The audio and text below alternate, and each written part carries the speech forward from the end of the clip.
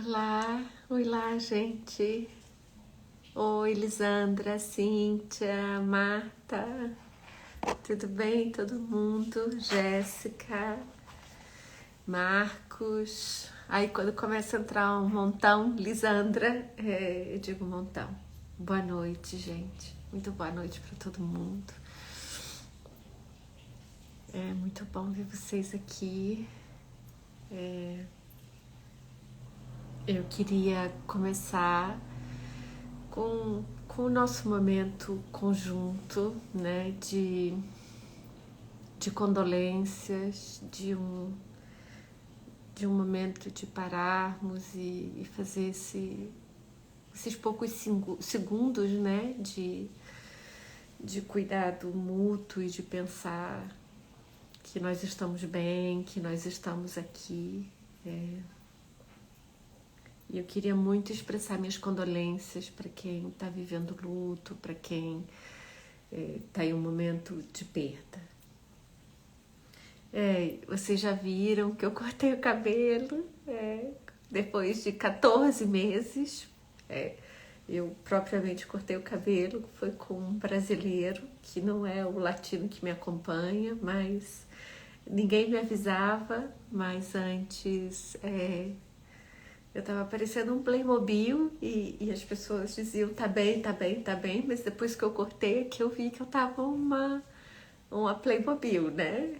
Então parecia Cristóvão Colombo, sabe? Aquelas imagens de Cristóvão Colombo que o cabelo ficava aqui.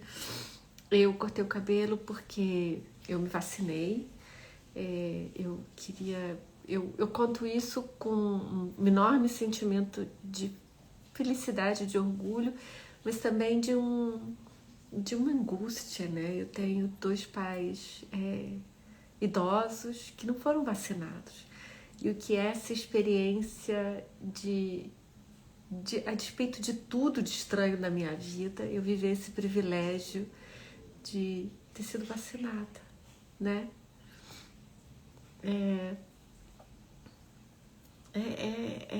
São essas estranhezas, né, desse momento que a gente está vivendo, e que é uma expressão da desigualdade de só estar com os pés fora do Brasil nesse momento.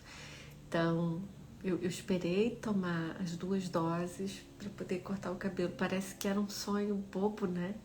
Mas cortei o cabelo. Até então era eu mesma cortando, e por isso que estava realmente um Playmobil, né? Para quem é de geração mais nova não sabe o que é Playmobil, mas depois olha aí e não, não, isso aqui na verdade é a minha casa, que alguém perguntou. Eu vim para tomar a vacina e eu estava todos esses meses num outro lugar pela intensidade dessas coisas ruins de ameaça e de tudo, mas vamos ver se tá tudo certo de novo, né? Eu continuo buscando as histórias, então eu peço muito a vocês que me ajudem. Eu preciso muito de referências de vocês sobre como chegar às famílias. Imaginem o quanto é estranho alguém chegar no WhatsApp, chegar no Instagram sem ter uma mediação. Então eu peço muito a vocês que, se conhecerem alguém, que souberem de alguém e que ache que é um bom momento falar comigo, eu tô aqui. Então, se vocês conseguirem me ajudar nisso. Eu não consigo nem ler vocês dizendo, como a Aparecida dizendo agora, a Lília. Muita fraternidade, muito afeto diante de tudo que vocês estão nesse momento. Ouvirem que alguém se vacinou e expressarem, né, esse acalento. Eu agradeço muito, muito. Muito embora eu acho que tinha pessoas mais urgentes do que eu, né? Vocês sabem que há. Eu queria também agradecer muito, muito, que nós fizemos 100 mil pessoas aqui. 100 mil pessoas é uma coisa impressionante. E a cada dia eu sinto um senso de responsabilidade ainda maior, né? Com 100 mil pessoas e 100 mil pessoas tão bacanas quanto são vocês. E essa tem que ser uma comunidade de troca, ela tem que ser uma comunidade de aprendizado mútuo e em todas as direções. E eu ainda não soube como fazer um agradecimento a vocês dos 100 mil, porque eu queria muito o Ramon, mas o Ramon fez uma coisa aí na cara, essas coisas se chamam de... Eu nem sei como é que se chama, harmonização da cara, e aí tá cheio de faixa, e ele quer se apresentar bonito, então eu não sabia muito bem o que fazer, eu tô esperando o Ramon. Enquanto isso, eu vou deixando ele fazer com vocês o que ele quiser. Essa semana foi Pantera Cor-de-Rosa, né? E aí vocês estão dizendo que vai ser pra semana que vem. Tá bom, eu só nunca sei como é que eu vou me recuperar no dia seguinte, quando aparece eu numa motoca, ou então eu de Pantera Cor-de-Rosa, sei lá, com umas curvas que eu nem tenho. A gente tinha combinado sempre, nesses 10 minutos que vocês estão chegando, de sempre falar o que eu tô lendo. Eu adoraria ouvir o que vocês estão lendo durante a semana. Eu li esse livro da Maya Angelou, que é Carta à Minha Filha. Ele é em português. É, na verdade, uma carta imaginária que ela faz a todas as mulheres do mundo. Então, são todas que ela imaginaria a própria filha. E tem um trechinho na página 106 que eu queria conversar com ele hoje. Ela vai contar que quando ela, já uma senhora, está perto de se aposentar, e aí ela vai dar aula, né? Ela começa a dar aula naquele momento. E aí é na Carolina do Norte onde ela vai dar aula. Aí ela diz: com 3 meses de ensino, eu tive uma enorme revelação. Eu percebi que eu não era uma escritora que ensina, mas sim uma professora que escreve. Eu talvez, com a ousadia de ter Maya Angelou, eu talvez me defina assim: eu sou uma professora que por acaso escreve e por isso procrastina, que é o nosso tema de hoje. Eu queria lembrar o livro do Foster que eu falei para vocês, que estava no Kindle, e eu recebi essa semana físico. Esse é um livro que eu ainda tenho que escrever aqui, mas eu recomendo muito, gente, que vocês leiam. Ele está no Kindle gratuitamente, mas ele é um livro impactante para o nosso tempo presente, tá? E uma das postagens, para terminar e nós começarmos, que eu fiz essa semana foi sobre o documentário chamado Vicenta. Vicenta é a mãe de uma menina chamada Laura, da Argentina, que aí na primeira década dos anos 2000 sofreu uma violência sexual e peregrinou por todas as cortes, hospitais na Argentina para ter acesso a um aborto previsto em lei. E a história dessa menina que entra para as cortes anonimamente é contada numa beleza, numa coisa impressionante de um documentário feito com uma animação, porque não são as massinhas do passado, é uma argila que todos os personagens eles são inanimados e as emoções elas são dadas pelas luzes, pelas sombras, pelos sons e pela voz da narradora, que é Vicenta, a mãe da menina. Eu recomendo muito, gente, muito. É uma animação de 1 hora, mas é um documentário em formato de animação, para quando nós entrarmos nessas discussões estéreis, sabe, gente, sobre descriminalização do aborto, não descriminalização do aborto. Esse é um documentário que parece que nos coloca no lugar onde tem que estar as coisas que importam para essa conversa. Eu fui me preparar para hoje, eu vou desligar os comentários, certo, gente? Nós temos um recorde hoje começando, que eu acho que é porque é um tema que toca todas nós. Eu vou seguir até os nossos 45 e aí eu abro para os comentários. Então, por favor, gente, me digam se a conversa de hoje vai fazer sentido. Também me digam de onde vocês estão, o que vocês quiserem sobre vocês, porque eu consigo sempre imaginar quem é que tá aí junto comigo, né? Eu não sei se é assim que as pessoas fazem no Instagram, como influenciadora, que não sou eu, mas eu acho que é assim que se faz, como se fosse uma sala de aula, é imaginar as pessoas que estão junto da gente. Então vamos lá. A minha procrastinação tá aqui, né? É a Ivone Gebara, o livro que eu tô com ela. Então ela vai ficar aqui, no que importa para eu me mostrar para o mundo. Então começar que todas procrastinamos. Eu estou nesse momento vivendo uma procrastinação. Algumas terrivelmente possam se definir como eu sou uma procrastinadora. Eu diria que essa banquinha vai falar para você, mas o seu problema é mais grave se você usa o verbo ser para se definir, né? Como eu sou uma procrastinadora. Eu queria que todas nós usássemos a procrastinação, se vai ser como um predicativo de nós, né? Que somos menos como um predicativo e mais do que em algum momento ele é um verbo intransitivo. Eu procrastino neste momento por alguma coisa. E eu queria dizer que em tempos de pandemia todas procrastinamos.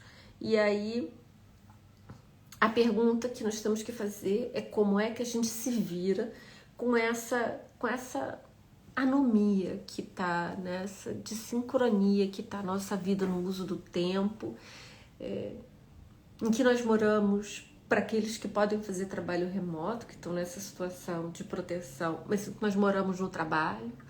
Então, como que nós nos organizamos nas tarefas, e na nossa encontro aqui é na tarefa da escrita, né?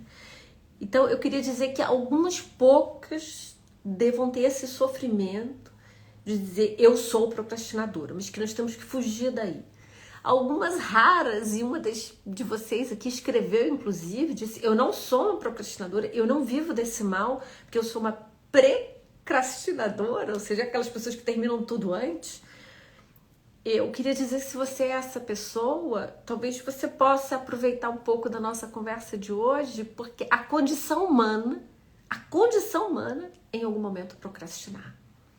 E a condição humana em tempo de pandemia é vivermos esse estado quase que confuso de sermos uma procrastinadora. Então a minha provocação hoje é que nós estamos num estado agudo da procrastinação. Todas nós.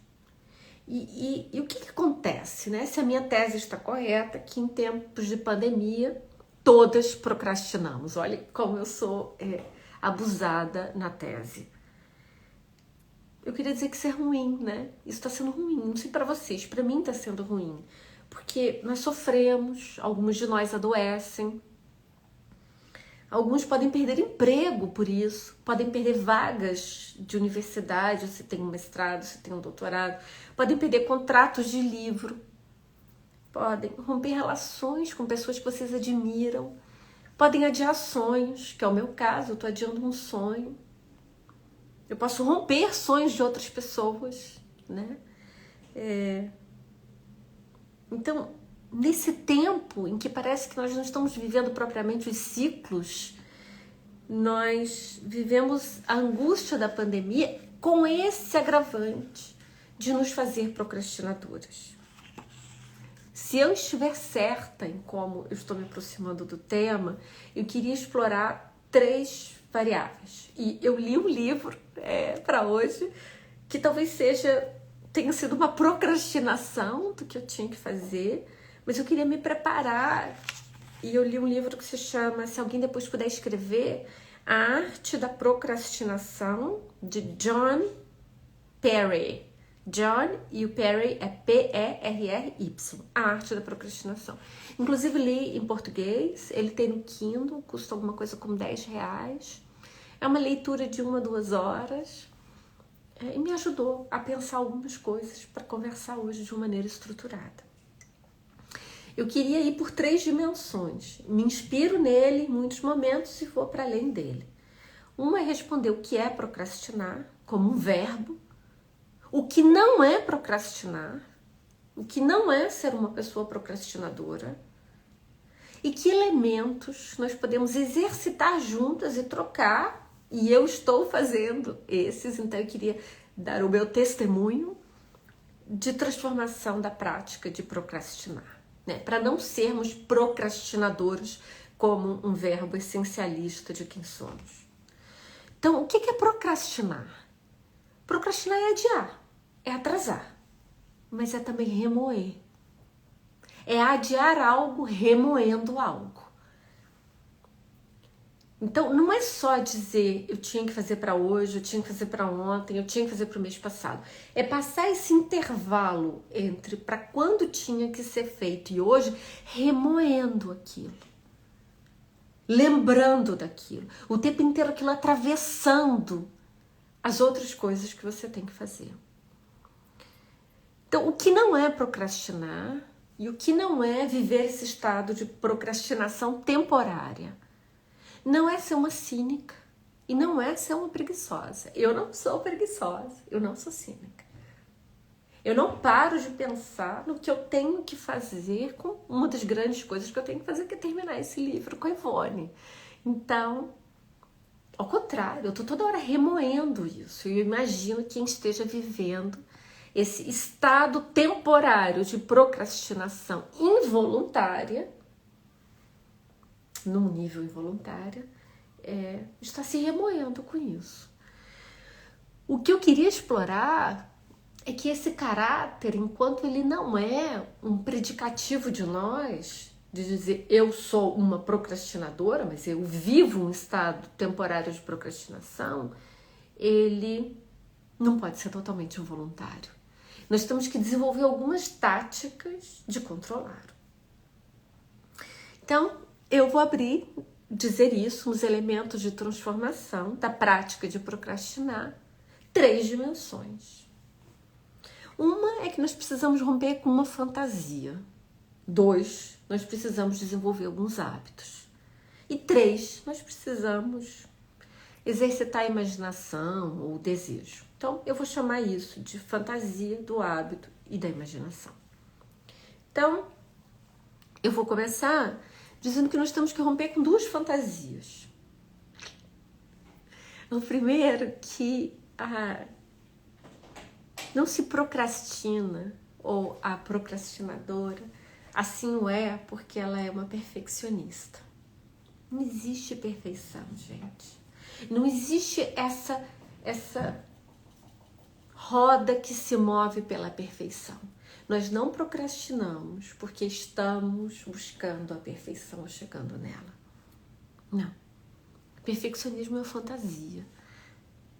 Não existe ninguém perfeito. Não é porque você vai ter mais um mês, 2 meses, 1 dia, 2 dias fora do prazo, que é porque você vai estar construindo a perfeição. Essa é uma ilusão que de alguma forma nos imobiliza, de alguma forma não nos permite começar, de alguma forma nos atravessa com um ideal inatingível de que nós vamos fazer algo revolucionário para a humanidade. Nós temos que fazer coisas muito mais simples e com aquilo que nós conseguimos fazer. Então não é porque é uma perfeccionista. O segundo, que talvez nos atravesse, é uma arrogância acadêmica e intelectual. Essa eu estou vivendo agora. Eu fico pensando que eu vou fazer um livro diferente do que os outros, que eu não planejei. Imagine eu estar junto com a Ivone, cara, uma pessoa que eu li, que eu admiro tanto, que sabe tanto mais que eu. Eu tenho que conseguir fazer muito melhor do que o que eu faria se eu estivesse sozinha. Estranho, né? Ao invés de ser uma generosidade da vida, eu estar com ela, uma generosidade da vida, eu tê-la como coautora, eu transformo isso ou numa disputa, ou numa sombra, ou em algo perverso de dizer eu tenho que fazer o melhor de mim. E aí eu passo a viver fantasias de que se eu tiver mais tempo eu vou fazer assim. Eu preciso ler isso antes de... O tempo curto não me permite. Então, eu queria dizer que nós precisamos romper essas duas fantasias que me parecem muito parecidas. Elas só ganham dimensões diferentes em cada uma de nós em momentos específicos, que é a fantasia do perfeccionismo e a fantasia da arrogância acadêmica, né? Da arrogância intelectual, da arrogância conceitual. E aí uma boa dose de simplicidade, ou de tranquilidade, ou de outras palavras que vocês queiram, como humildade, possa ajudar. Mas é difícil de conquistar, né? Porque não é só ser um sujeito racional. Esse livro da arte da procrastinação vai dizer, se fosse racional, a gente montava aqui a mesinha e começava, mas não é. É do campo afetivo, é do campo das confusões que a gente vive. A dos hábitos é a que eu estou tentando fazer, assim como eu vou fazer, vou pensar como eu durmo, eu vou dizer como é que eu me organizo para escrever. E aí ela tem, talvez, de novo, 3, né? 3 é só para organizar, tá, gente? Eu podia ter feito 2, podia ter feito 5. Que é essa ideia das listas, que eu vou dar alguns exemplos, a classificação de importância e o tempo dedicado a cada tarefa. A importância das listas, classificação de importância e o tempo dedicado a cada tarefa. Mas a terceira demissão, eu vou me centrar uns 15 minutos mais, 20 que eu tenho, nessa segunda das listas, que são dicas muito práticas e há estudos muito concretos que mostram que isso funciona. Mas antes de ir para ele, eu queria dizer de uma tática que é de desejo ou imaginação. Materializar, gente, transformar concretamente quem se impacta com o seu atraso. No meu caso, sou eu mesma, né? No meu caso, é a editora que está esperando. Mas no meu caso, é também a Ivone. E quando ela entregou o livro, que ela já entregou toda a parte dela, ela me disse assim, Débora, eu tenho pressa. Eu tenho pressa porque eu não quero morrer sem não ter feito esse livro com você. E eu não consigo explicar para vocês o senso de responsabilidade que isso me tocou, a beleza que isso me tocou. E eu não sei dizer se isso é o que me gerou o imobilismo de ainda estar no capítulo Lembrar, sabe, gente? Já tem 2 semanas que eu falei para vocês que estava no capítulo Lembrar. Eu fui ler a Maya Angelou porque eu estou no capítulo Lembrar. Mas nós temos cotas limitadas de autocontrole sobre como controlar algumas coisas na nossa vida. Então, eu vou dizer como é que eu estou lidando com essa confusão mental de tempos de pandemia, desse mandato de afeto, de responsabilidade recebido pela Ivone, com um contrato assinado, com a parte dela pronta e eu atrasando. Como é que eu estou fazendo? Primeiro, eu tenho que me resolver com essa fantasia de que esse é o mais bem pensado livro, que eu vou fazer o que eu não fiz nos outros. Isso eu tô tentando rasgar e dizer, não vai ser assim, não vai ser porque isso não tá funcionando. E nos hábitos, eu comecei a me organizar fazendo listas. Há vários estudos mostrando que as listas nos ajudam. Mas eu vi que tinha erros nas minhas listas, inclusive lendo o livro. Veja, isso aqui é um caderninho de uma listinha. E eu fiz de propósito para hoje, com o máximo de disposição para vocês. Eu vou ler, tá? Começava assim. Capítulo Lembrar.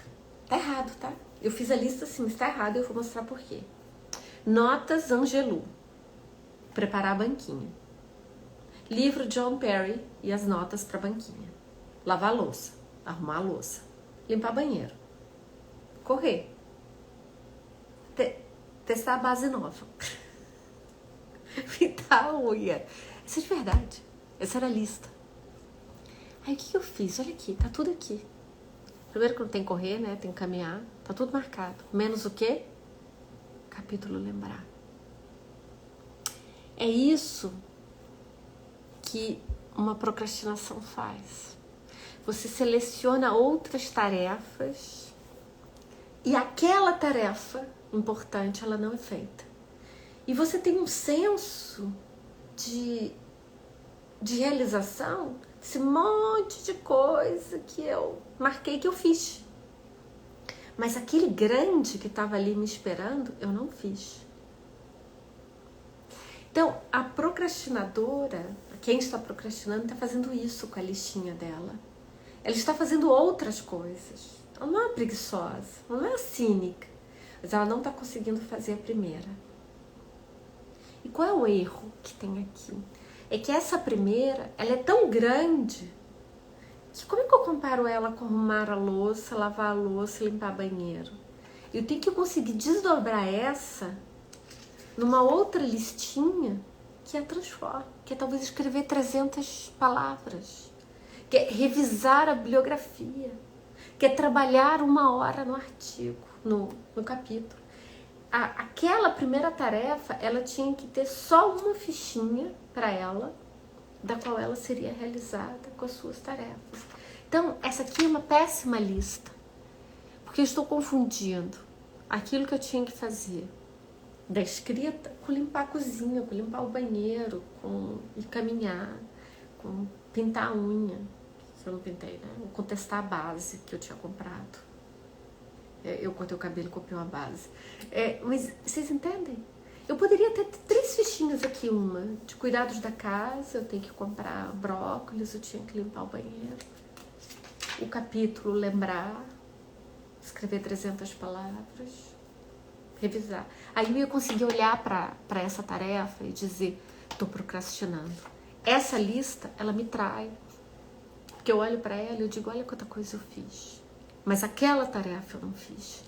Então, o que os estudos mostram é que quem está procrastinando está fazendo coisas, muitas coisas, mas talvez não em torno daquela tarefa que está levando a remoer o sentimento da procrastinação. Quais são as soluções para isso? Então, primeiro, fazer listas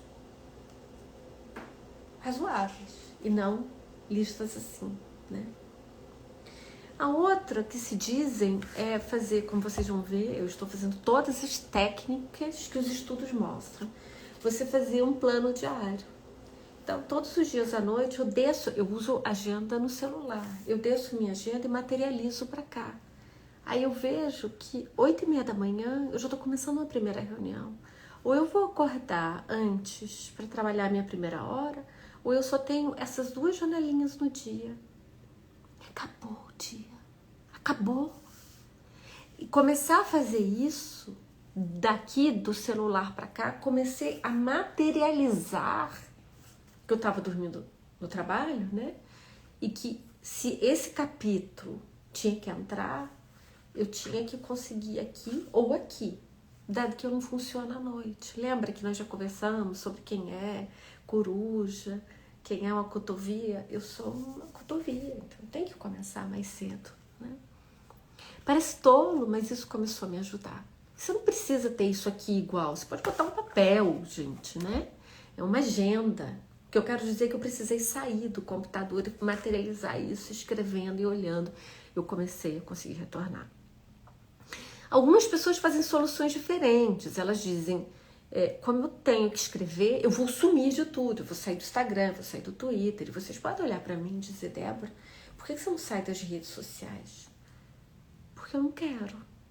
Eu quero estar aqui. Eu quero ter um tempo da vida para escrever esse livro, mas me preparar para esse espaço de encontros domingos.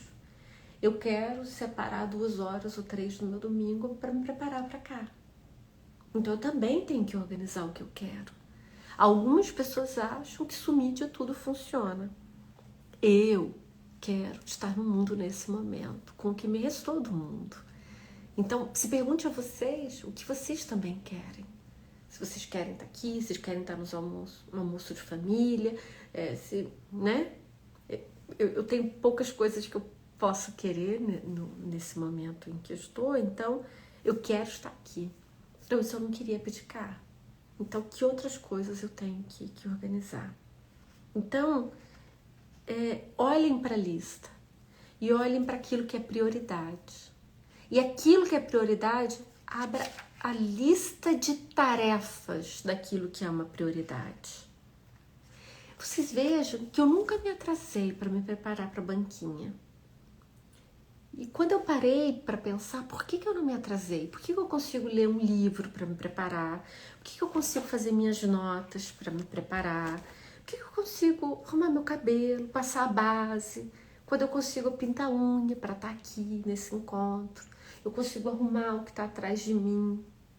Eu consigo ligar a luz? Por que eu consigo me preparar? Porque eu sei que eu não tenho como atrasar. Porque 6 horas da tarde, 650 pessoas vão estar aqui. Ou 50, ou uma. Nunca foi ninguém, né, além de mim. E tem um compromisso. Tem um grupo que me encontra e que eu encontro. Então eu comecei a me perguntar o que funciona aqui, que eu não me atraso, que não existe domingo que eu esteja cansada em pós-vacina ou em antes de vacina, ou que tenha qualquer coisa da minha vida que eu não venha estar aqui. É que aqui tem um prazo específico, tem uma tarefa específica, tem um grupo de encontro ou de vigilância, como quiserem chamar, tem prazer. Eu consegui encontrar pelo menos 4 dimensões. Um prazo específico, às 6 horas da tarde, eu tenho que entrar. Não importa o que me aconteceu no dia. Eu tenho que antes ter uma cara apresentável, eu tenho que estudar e me preparar. Então eu tenho que fazer minhas tarefas específicas antes e me preparar. E tem vocês. Então o que me falta para essa tarefa agora que eu estou procrastinando? Eu tenho um prazo estendido. E é um prazo subjetivo. O contrato diz que eu tenho que entregar tudo até julho. Só que esse não é o prazo verdadeiro, gente. Esse é um prazo de extensão para alguém que já entregou, para alguém que me diz o que ela me disse. Eu tenho uma tarefa genérica. Faltam 5 capítulos. Ele é genérico demais. E as minhas listas estão genéricas. Elas não estão me ajudando. Eu não tenho um grupo de vigilância. Eu tenho um senso de responsabilidade. Alguém que me diz, eu estou esperando você. Eu preciso transformar esse alguém num radar de dizer, está atrasando. E eu tenho imenso prazer. Só que eu estou alargando esse prazer. Eu estou transformando em ler novamente um livro, em ler algo mais para quem sabe eu ter uma nova ideia, e caminhar e pensar. Então, o que eu tenho que fazer? Que é isso que está diante de mim agora. Eu tenho que fazer listas com tarefas desdobradinhas. 300 palavras por dia. Marcar qual é a hora. Já na véspera, olhando qual é esse calendário. Sabendo que tem intercorrências, então que eu tenho que começar o dia com ele. Fazer isso daqui. Ter uma métrica desse hábito. Marcar esse hábito todos os dias. Transformá-lo. E encontrar um jeito de fazer ele em grupo. Com algumas outras pessoas. Até porque a Ivone me disse que ela não quer ler enquanto não mandar tudo. Então, isso se chama, nesse livro que eu li para hoje, triagem de tarefa. É que você começa com a mais importante. Então tá aqui o capítulo, lembrar. Qual é a tarefa mais importante? Escrever 300 palavras. Depois é revisar minhas notas. Depois é ler algo novo. Uma tarefa, uma atividade, ela não comporta 3, 4 tarefas, mais do que isso não, porque senão você já se perdeu nelas. Imagine, você não tem um tempo infinito para executá-las, você tem 2 horas, 1h30 por dia para essa escrita. Então tem que ser tarefas muito específicas, das quais com tempo pré-determinado. Então, os estudos mostram começar a fazer essa lista no dia anterior, desdobrá-las em atividades que você vai conseguir marcar e fazê-las, e dimensionar o esforço para cada tarefa. Uma das coisas que eu acompanhando pessoas muito mais procrastinadoras, que são procrastinadoras crônicas, eu vejo que são pessoas que não conseguem dimensionar o esforço para cada tarefa. Parece que cada tarefa exige toda a energia vital e que não pode ser mais simples de ser feito. Talvez aí venha a confusão com o perfeccionismo. Eu vou dar um exemplo de algo que me aconteceu essa semana e que eu me vi entrando na rota de uma pequena procrastinação. uma jornalista da revista Trip, T-R-I-P, me escreveu e disse: Débora, a gente vai fazer uma reportagem, um especial, em que a gente queria saber de você 5 livros, 5 filmes que inspiraram você, ou que você gostaria de falar para outras pessoas que inspirariam para o feminismo. Cara, olha que pergunta maravilhosa, né? Mas que responsabilidade imensa selecionar 5 coisas, sugerir 5 coisas, sobre quem falar, quem deixar de fora. Isso pode virar uma coisa cosmogônica, de dizer qual é a minha história. Pode virar algo que você leva com leveza e diz: vou fazer 5 sugestões que nesse momento estão me tocando. Eu oscilei entre as 2 coisas. A primeira coisa que eu fiz foi: eu quero reler algumas coisas, eu quero descobrir algumas coisas que eu ainda não fiz, eu quero assistir filmes que eu não assisti. Eu escrevi para o Ramon e disse assim: Ramon, me dá aí uma lista de filmes ou documentários para se pensar o feminismo. Ele me mandou 14 filmes, 14. Nesse meio, uma colega, Letícia, amiga, ela me escreve e diz assim: Débora, você já viu esse documentário, Vicenta? Ele tá no É Tudo Verdade. Veja como é que tá funcionando uma procrastinação ou a criação, né, no processo. Porque também não dá para confundir procrastinar com se oferecer tempo para solucionar uma tarefa. A jornalista me procurou na terça e ela disse: na quinta é o meu prazo. Letícia me escreve na terça à noite. Eu escrevo pro Ramon imediatamente na terça. O Ramon me manda 14 filmes. Eu falo: cara, 14 filmes. Eu tenho capítulo, lembrar para escrever. Eu trabalho 10 horas por dia. Nem querendo, eu vou ver 14 filmes daqui para quinta. Eu não vou citar alguma coisa que eu não vi. Confiando no Ramon, menos ainda, né, gente? Então, eu tinha que assistir. E dos 14, eu só tinha assistido 1. E do qual eu não lembrava muito mais para saber por que eu iria indicar. Bem, a Letícia, que eu confio ainda mais, né, nos julgamentos do que o Ramon, me disse: assiste. Eu parei o que eu estava fazendo e assisti. Eu disse: caramba, que filme impressionante. Vai ser um desses filmes. Ótimo, tá no tempo presente a questão do aborto, da estética, do documentário. Quando chegou na quinta, gente, eu ainda continuava com aquela ilusão de que eu quero reler, eu quero descobrir, eu quero redescobrir para indicar as 4 oportunidades que eu ainda tenho. Porque imagina, quem eu vou indicar, quem eu não vou indicar. E aí, sabe, todas as minhas gavetinhas dos deveres estavam na minha cabeça. Eu tenho que indicar Descolonizando o Conhecimento. Não pode ser só feminista branca, tem que ter feminista latino-americana, tem que ter mulheres negras. Mas não pode ser só feminista teórica, tem que ter a literatura, a imaginação, tem que ter jovem, sabe? Todas as caixinhas, elas ficavam como uma constelação na minha cabeça, até que a editora me escreveu, fez: Débora, o prazer é hoje, você vai me mandar, não vai? Aí eu disse: tô escrevendo. Eu não tinha começado a escrever. E aí eu indiquei. O livro da Chimamanda, O Perigo da História Única. Eu tinha acabado de relê-lo para o capítulo lembrar. E eu estava com aquela pergunta dela na minha cabeça sobre o perigo da história única, mas sobre a importância de fazer a primeira pergunta e não se atrapalhar com a segunda pergunta, que é a que faz o patriarcado, a colonialidade do poder. Se vocês quiserem, em algum momento, a gente conversa como eu me redescobri nesse livrinho com isso. E daí a importância de lembrar. Eu tinha acabado de assistir uma live da Márcia Tiburi, com o manifesto dela pelo fim do feminicídio dela e de várias outras mulheres, a Vilma Reis. E aí eu estava com um capítulo dela sobre o feminismo como uma saída para a solidão entre as mulheres. Eu falei: a Márcia Tiburi, né, com a solidão, o feminismo como resposta para a solidão. Vicenta, a animação, né? E era de um homem diretor. Como vocês já viram por aqui, eu não paro de ler, reler, descobrir Lélia Gonzalez.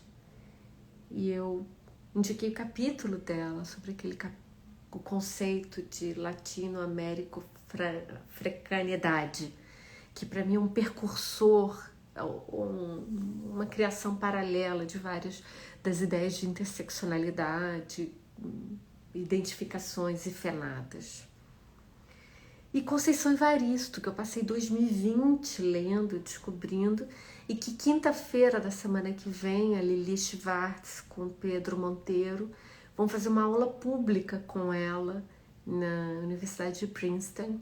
Sugiro muito que olhem no Instagram da Lili Schwartz, e no canal dela e do Pedro Monteiro, a aula vai ser transmitida.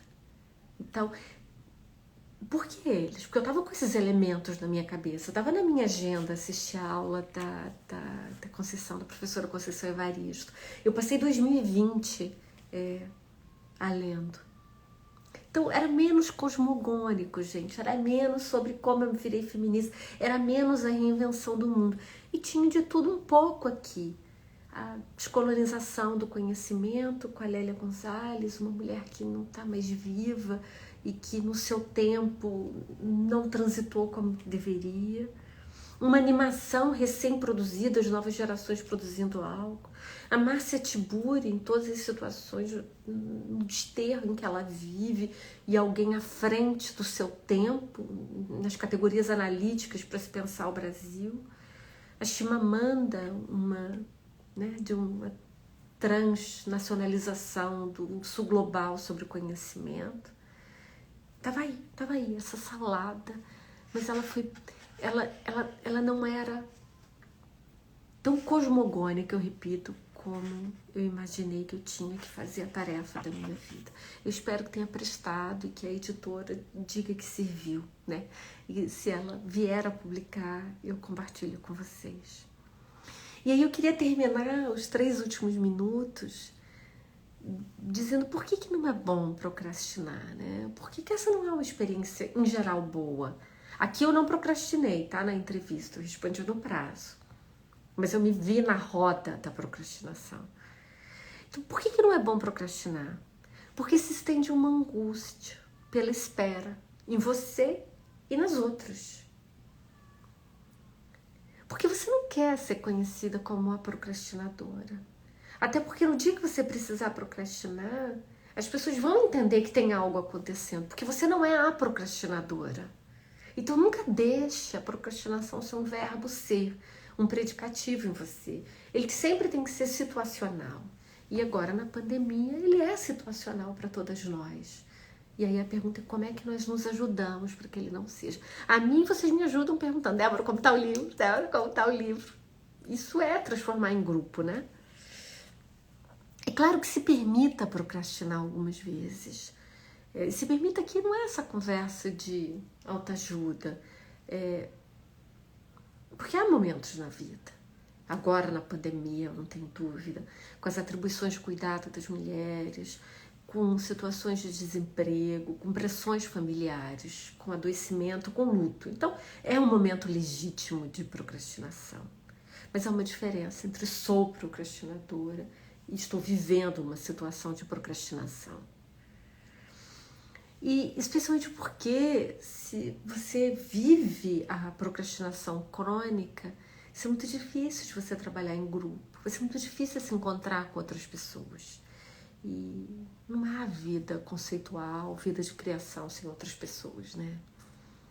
Então, junte-se a não procrastinadoras na sua vida.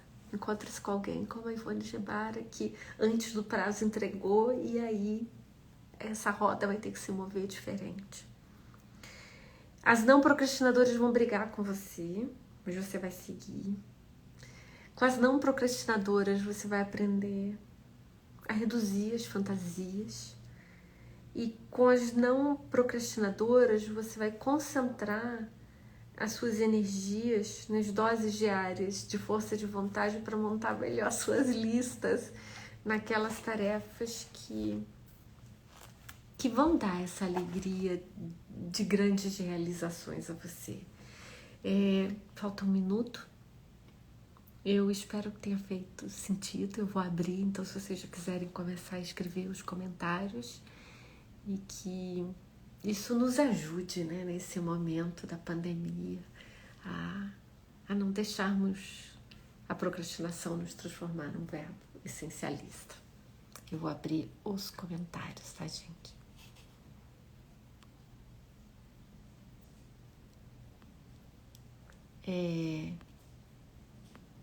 Não, tem muita gente falando do cabelo, tá? A live é salva, fica no IGTV, que é logo a segunda coluna, fica logo depois da timeline. Se existe algum exercício para que eu não faça isso, o que as evidências mostram é que o principal exercício é montar as listas e é controlar o tempo. Aqui tem uma pergunta importante da Regiane. Na pandemia, a saúde mental está fragilizada. Parece procrastinação, mas é adoecimento mental. A Regiane está certa. Há fronteiras entre tudo que eu estou falando aqui. Eu não estou entrando no universo da saúde mental, até porque eu não teria habilidades nem condições. Mas isso é algo muito importante que vocês precisam pensar se essa experiência da cronificação de uma procrastinação, ela não é de outra ordem, que foi agravada ou desencadeada com a pandemia. Eu estou lidando numa outra esfera, certo, gente? Porque se toca a saúde mental, aí eu acho que a gente são outras conversas, né? Com outras pessoas com mais capacidade do que eu, certo?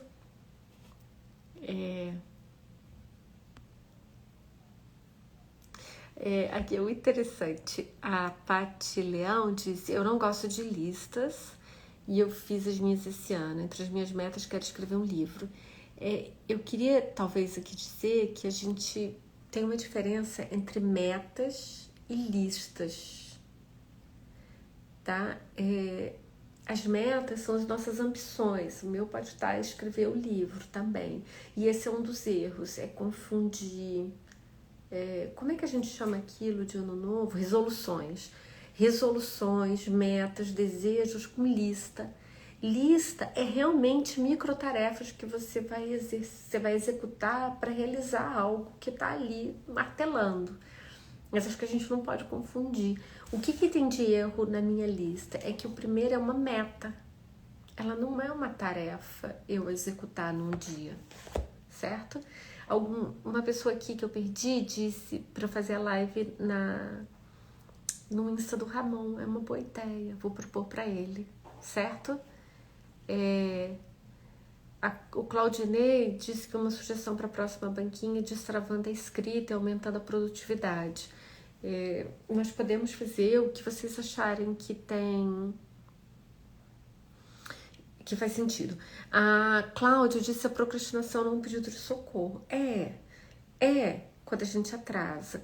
Mas às vezes, antes da gente transformar num pedido de socorro, a gente pode testar algumas táticas com a gente mesmo para ver se não pode ser uma certa desorganização de alguns mecanismos para que se consiga produzir, né?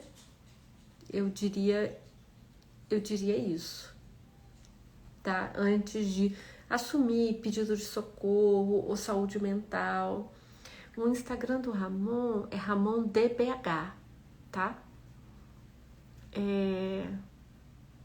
Que mais? Eu vou pegar mais perguntas, tá, gente? Escrever em casa, Psigabi diz, é muito desafiante nesse contexto, é verdade. Que soluções você pode ter? Lembra que eu já falei aqui de um curso que tem no Coursera, se alguém puder escrever, Aprendendo a Aprender?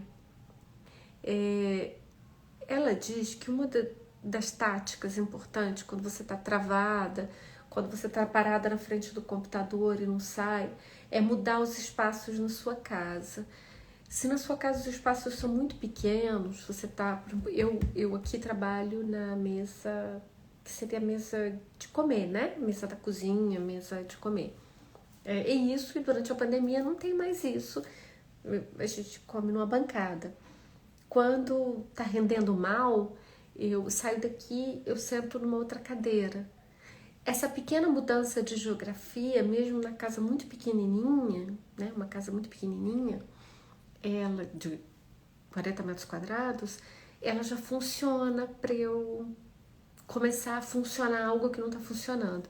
E eu repito, há muitos estudos mostrando que essa pequena mudança de geografia, que para nós durante a pandemia é dramática, porque nós não podemos nos deslocar, mas em pequenos espaços da casa funciona para nós destravarmos algum momento. O livro da procrastinação se chama A Arte da Procrastinação, de John Perry, se alguém puder anotar. Isso, mudar de lugar na casa ajuda muito. O que se diz que não funciona, porque tem impacto para o sono, e aí são outros estudos, é usar a cama para isso, né? Então é tentar pensar aonde no seu espaço pequenininho da casa pode funcionar, tá? Arte da Procrastinação, John Perry, tá? Deixa eu pegar aqui. Todas as lives ficam salvas, tá? A Serra se pergunta como não se sentir culpada com a procrastinação. Isso é verdade, gente. Por isso que a procrastinação é ruim. Porque ela nos dá uma angústia e ela nos dá esse sentimento ou de culpa ou de uma extensão, isso que vocês estão chamando de sabotagem. É isso, por isso que nós temos que encontrar táticas para sobreviver com ela. Obrigada, Flávia, por colocar Aprendendo a Aprender. A Flávia colocou em inglês, mas tem legendas para o português, porque não tem como botar o link, né, com a legenda em português, tá? Estudar em biblioteca, estudar em café, tudo isso você tem evidências que mostram que funciona, né? Que funciona, mas que agora nós não podemos fazer, então a gente tem que fazer dentro dessa geografia da nossa vida aqui, que foi... Sheila, dá uma sensação de fracasso porque você tem uma extensão de algo a fazer. A pergunta é o que nós podemos fazer com isso? Porque senão, que outra alegoria a gente pode usar para que não seja bola de neve, para seja adequada ao nosso clima? Ela é sei lá, eu adoro redemoinho, né? Ela é um redemoinho que vai fazendo assim, entendeu? Você não faz, você não consegue fazer, aí você começa a não responder as pessoas que estão te cobrando, aí você quer esquecer aquilo ali para ver se aquela tarefa vai desaparecer. E não adianta, você vai viver com essa ferida que não fez algo, que não terminou algo, né? Então, a Lara tá dando uma ideia que é muito bacana, e que se vocês quiserem a gente pode falar disso. Quando você caminha, fazer alguns textos orais, eu faço muito isso também, Lara, e funciona muito, porque é como se você destravasse um conjunto de ideias iniciais. Alguém aqui lembrou, a Ica e outra pessoa já lembrou, o Pomodoro. Gente, é uma pororoca? O que é pororoca? Eu não sei o que é pororoca. Eu não sei o que é pororoca, gente. Lembrou o Pomodoro. Lembra que o Pomodoro eu já falei aqui algumas vezes que é para controlar o tempo, que você pode usar no celular, você pode usar aqueles reloginhos de cozinha que são tipo os timers.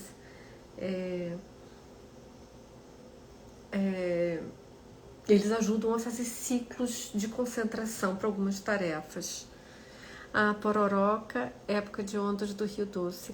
É verdade, claro, isso está em José Lins do Rego. Isso está em José Lins do Rego, é verdade. Não, foi tola a pergunta. Mas eu não lembrava. Encontro do Rio com o Mar, mas está em José Lins do Rego também, tá? Agitação do Rio, tá?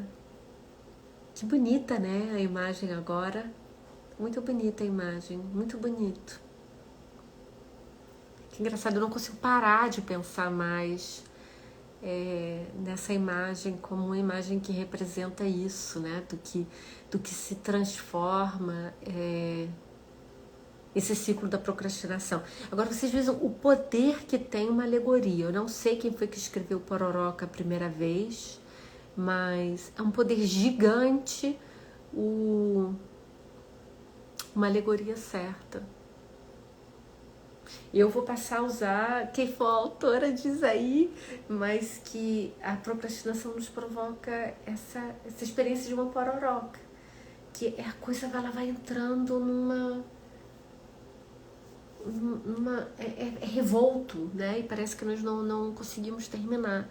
É maravilhosa essa da...